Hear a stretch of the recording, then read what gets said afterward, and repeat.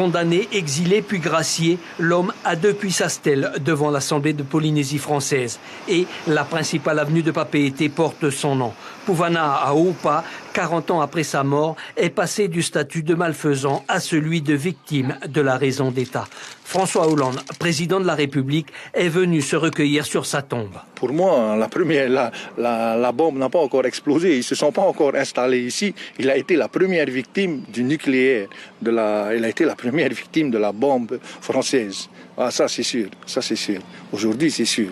C'est pour ça qu'il est important aussi pour nous qu'il soit innocenté. En 2013, à l'unanimité, l'Assemblée de Polynésie vote une résolution pour la révision de son procès. De nouveaux éléments sont trouvés après l'ouverture des archives de l'Élysée par Nicolas Sarkozy. Le chercheur à l'origine de ces découvertes parle dans son dernier ouvrage de complot colonial.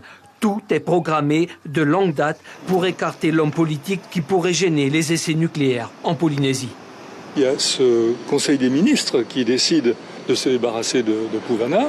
Il y a les consignes qui sont données au gouverneur par télégramme par le ministre des Affaires de l'Outre-mer. Il y a toute la correspondance et tous les dossiers de Jacques Faucard qui montrent qu'il est à la manœuvre pour diriger tout cela et faire en sorte que cela se passe pour le mieux pour l'État.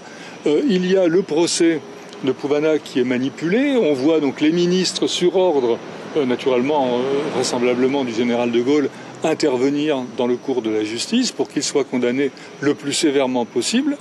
En 2014, la garde des Sceaux, Christiane Taubira, dépose une demande de révision devant la Cour de cassation. Dans ce genre d'affaires, la durée de la procédure est de 4 à 5 ans. L'innocence de Pouvana pourrait donc être reconnue d'ici 1 à 2 ans. La famille l'espère fortement. Et un documentaire est en train d'être finalisé au sujet de cette possible révision. Son titre, Pouvana, ni haine ni rancune, commandé par Bleu Lagon Productions, coproduit par Polynésie Première et France O. Le film suit notamment l'historien Jean-Marc Regnault, qui a été autorisé à consulter de nouvelles archives. Il y a maintenant un véritable consensus autour de la question Pouvana. On regarde en exclusivité un extrait du film. Un jour, comme il a demandé, que justice lui soit rendue. Il suffirait pour l'État de reconnaître, et c'est la vérité, qu'il y a eu une erreur judiciaire, qu'il a été condamné à tort.